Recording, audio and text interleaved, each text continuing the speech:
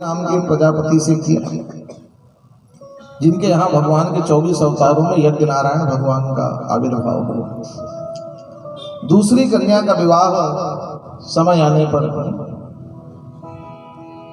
करदम महाराज से संपन्न हुआ, जो ब्रह्मा जी की छाया से प्रकट हुए थे।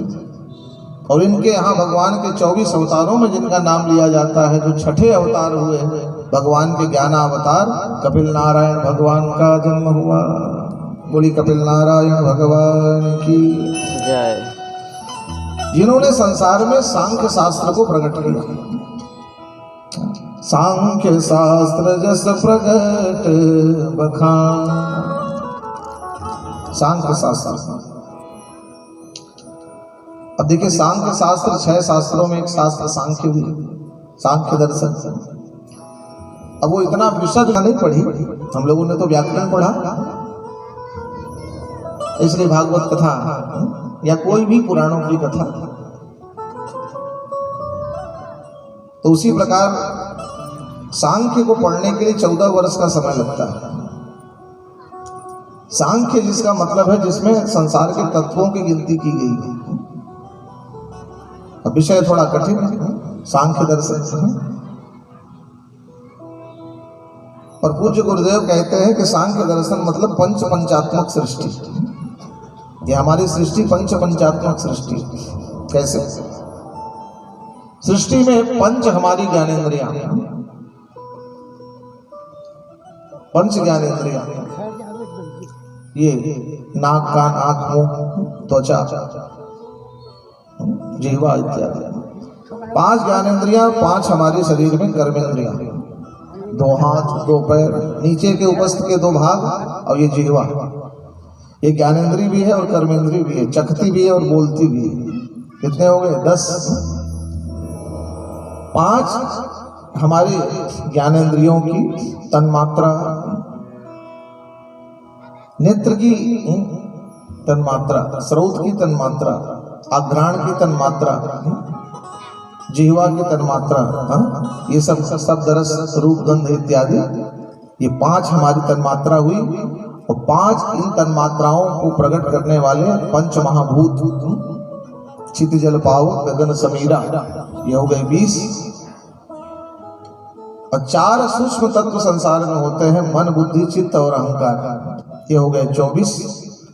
ये 24 प्रकार के तत्वों की माटी से ही सान करके विधाता ने संसार के हर जीव की रचना की। अगर 25वां कोई तत्व है इस संसार में तो उसी का नाम है ब्रह्म, परमात्मा। इसलिए इसको कहा जाता है पंचात्मक सृष्टि।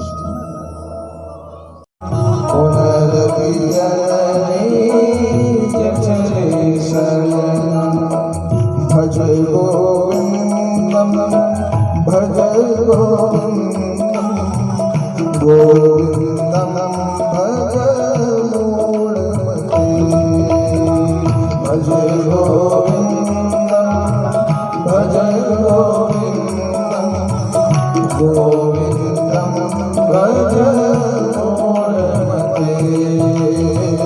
गोविंदम भज मूढ़मते।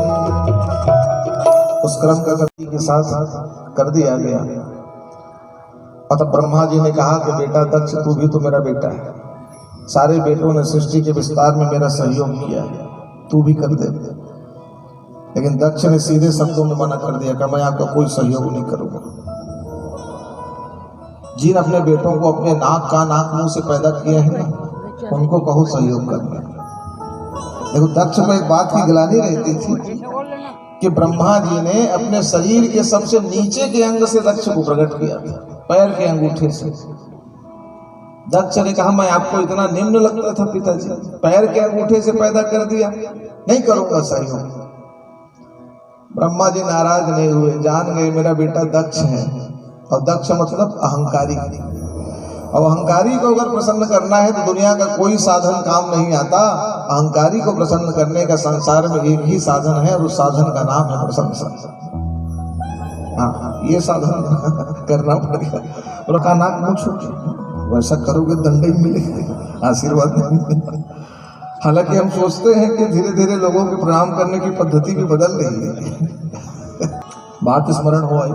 तो वहां पूज्यपाद गुरुदेव श्री गए और गांव वालों की आस्था बेचारे सुबह 3 बजे से कलश रखे, सब पूरा गांव खड़ा था और छोटा सा घर था जहां गुरुदेव रुके थे, बहुत छोटा सा घर। अब गुरुदेव आंगन में बैठ गए और सारे भक्त गांव भर के अब दर्शन करने आने लगते, तो एक तरफ से आए एक तरफ से जाए, ऐसी व्यवस्था बनाई गई। भगदड़ हो गई पूरे प्रणाम करने गए। तो हम लोग जब प्रणाम करने लग गए तो प्रणाम करते करते देखा कि गुरुदेव के पैर से रक्त बह रहा था, रक्त निकल रहा था। अब हम लोग गुरुजी पैर में छोटे रक्त रहने लग गया, तो गुरुदेव ने कहा अरे ये खून नहीं बह रहा है हमारे पैरों से, ये किसी भक्त की श्रद्धा निकल रही है, किसी भक्त की श्रद्धा निकल रही है। क्यों? अरे गांव में कई लोग जैसे प्रणाम करते हैं ऐसे झट से और झट से किसी ने ऐसा किया होगा।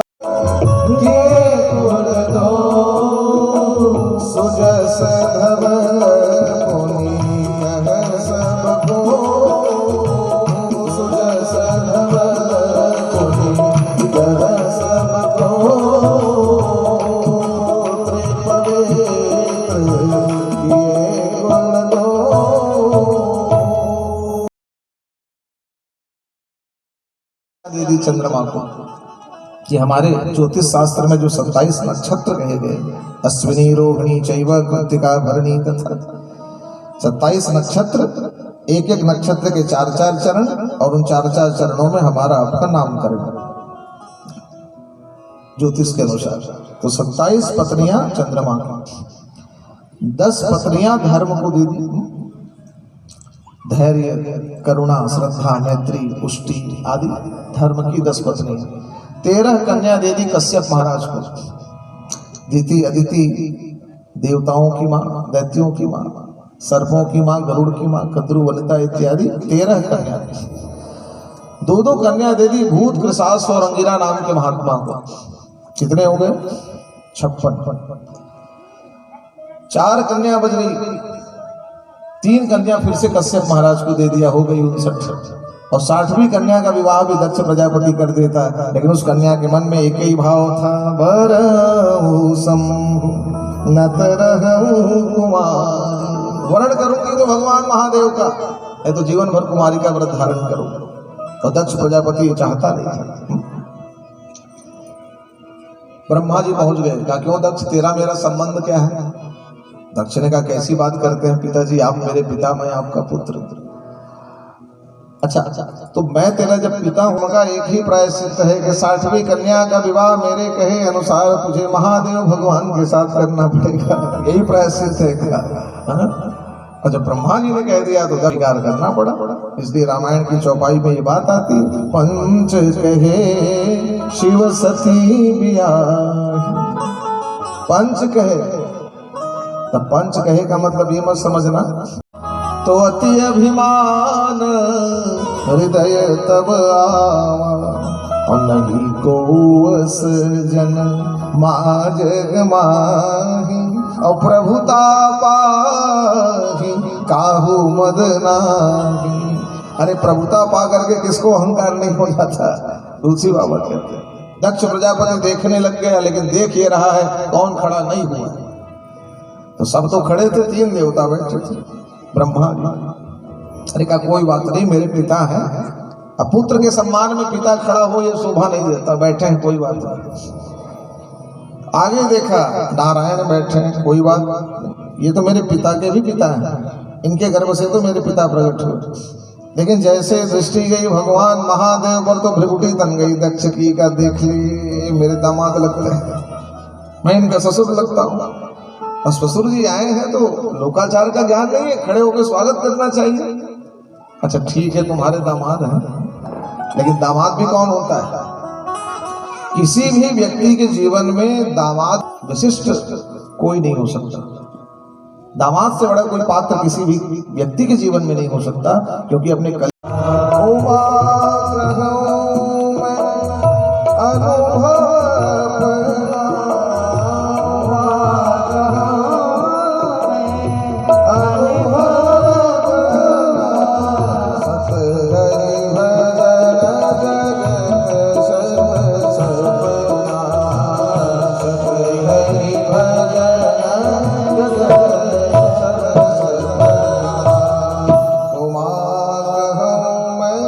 अनुभव सत हरि भजन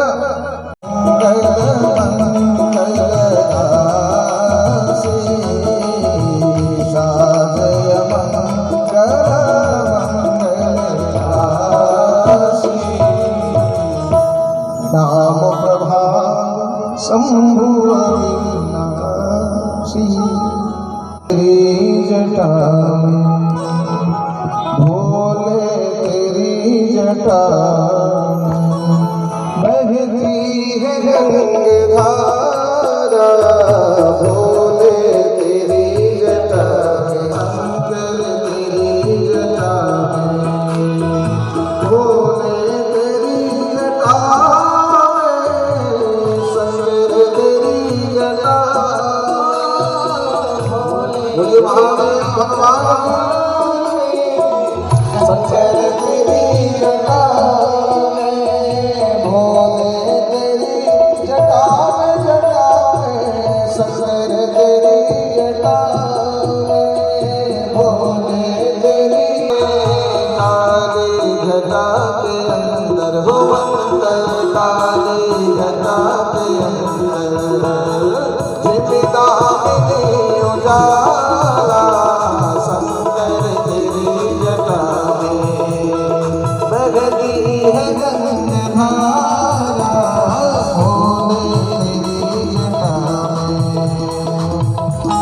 भाव से सभी कार्यों की सेवा भगवान उमा महेश्वर से चरणों में बोलिए उमा महेश्वर भगवान की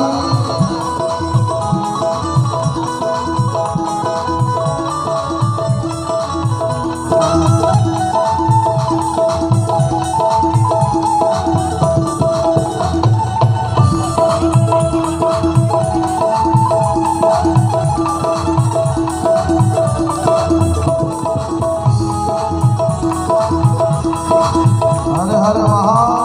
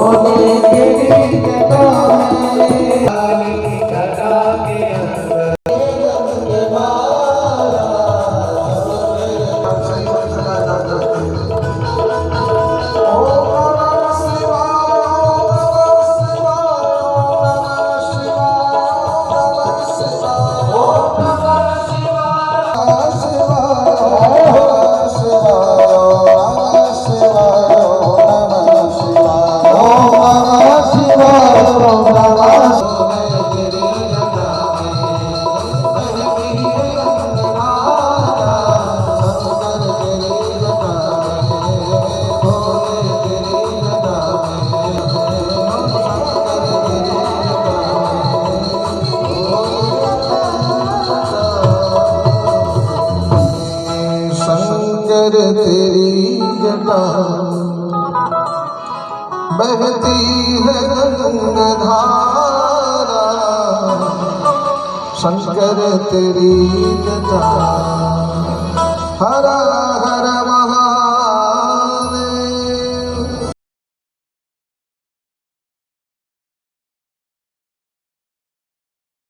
तुरंत नंदीश्वर ने कह दिया कि दक्ष, जिस भी सभा में मेरे भगवान महादेव को नहीं बुलाया गया उस सभा में तेरा मस्तक तेरे धड़ से अलग हो जाएगा।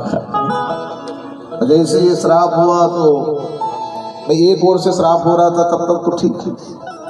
महादेव ने कहा नंदीश्वर तू क्यों बोलने लग गया बेटा, जो बोलना है दक्ष को बोलने देना चाहिए। खेल रहा था और खेलते खेलते ध्रुव जी महाराज भी सभा में पहुंचे और देखा कि छोटा भाई खेल रहा है पिता की गोद में। ये दृश्य जब देखा तो कहा भाई मेरे भी तो पिता है, मैं भी थोड़ा गोद में बैठ गया। इस भावना से ध्रुव जी महाराज जैसे ही पिता के पास आए और पिता की गोद में बैठने का प्रयास किया, बगल में सौतेली माँ बैठी थी, एक झटके से हाथ पकड़ लिया।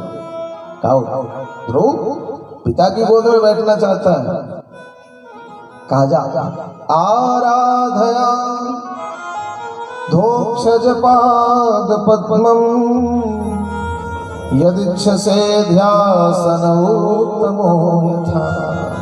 जा पहले अपने जीवन में भगवान की उपासना कर। बहुत अच्छी बात कही, ये उपदेश तो हर माँ को अपने संतान को देना चाहिए।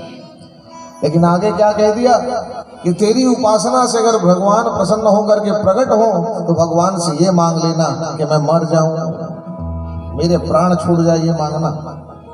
और ये मांगना सो मांगना, ये भी मांग लेना कि मरने के बाद मेरा अगला जन्म माँ सुरुचि के गर्भ से हो, मेरे गर्भ से आएगा ना तब इस गद्दी में बैठेगा बेटा। देखा नेत्र लाल हो गए, आंखों से आंसू बहने लग गए और रोते सिसकते ध्रुव चल पड़ा। और रोते बिलखते जब अपनी माँ सुनीति के पास पहुंचा तो सिसकने से तंत पंक्तियों से होंठ कट गए थे, मुंह से रक्त बह रहा था। माँ ने अपने छोटे से बेटे की दशा देखी तो कहा ध्रुव क्या हुआ बेटा? कहा माँ वो मेरी सौतेली माँ अच्छी नहीं है, सुरुचि तुमको अभागिनी कहती है, मुझे पिता की गोद में नहीं बैठ सकती है। लेकिन देखो वो माँ भी सुनीति वाली है।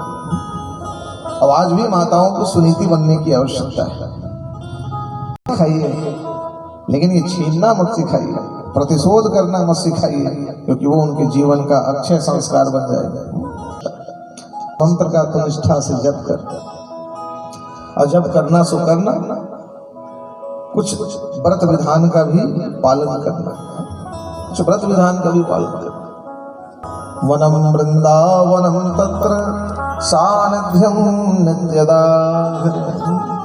कान में जाकर के भगवान नाम का जप करो। और तब ध्रुव जी महाराज आए और सुंदर मधुबन क्षेत्र में वृंदावन के जाकर के भगवान के उस दिव्य द्वादशाक्षर मंत्र का जप करने लगते। ओम नमो भगवते वासुदेवाय, ओम नमो भगवते वासुदेवाय, ओम नमो भगवते वासुदेवाय, ओम नमो भगवते वासुदेवाय, ओम नमो भगवते वासुदेवाय, ओम नमो भगवते वासुदेवाय। जीव के जीव सुख के सुख राम प्रकट हो गए हृदय में। लेकिन ध्रुव के प्राण रक्षा के लिए भगवान तो प्रकट हो गए हृदय में, लेकिन भगवान के गर्भ में सारा संसार विरसता था और ध्रुव के प्राण वायु रुके हुए हैं तो सारे संसार की प्राण वायु रुकने लगी। वर्ष की अवस्था में जगत पिता भगवान ध्रुव के सामने प्रकट।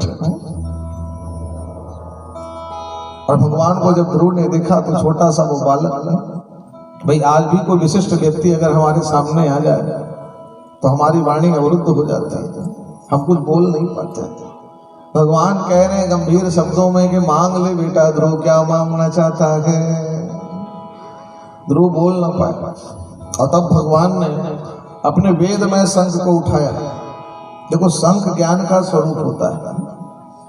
और अपने वेद में शंख को भगवान ने उठाया और ध्रुव के गाल में स्पर्श करा दिया। पस्पर्श बालम कृपया कपूर, और जैसे ही गाल में स्पर्श कराया ध्रुव की सोई हुई वाणी जाग गई।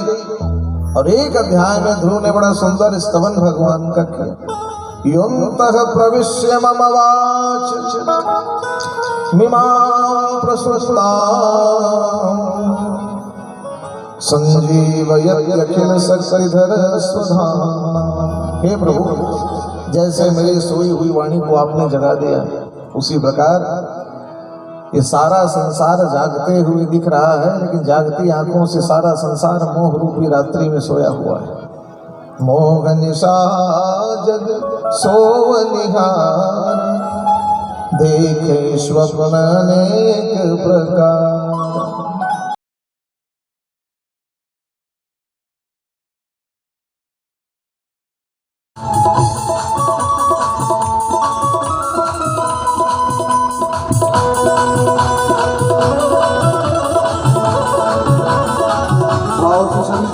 सेवा होगा।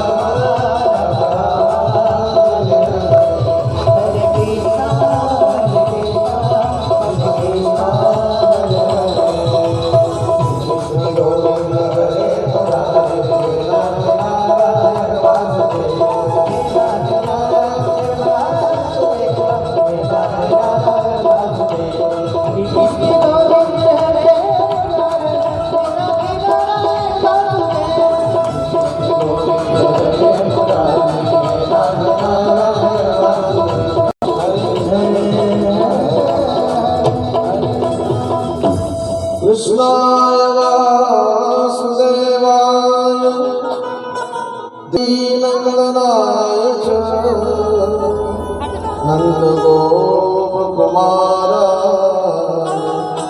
गोविन्दाय नमो नमः। श्रीमद्भागवत पुराण पुरुषोत्तमाय नमः। क्षमा प्रार्थना पूर्वक नमस्कारान् अर्पयेत्।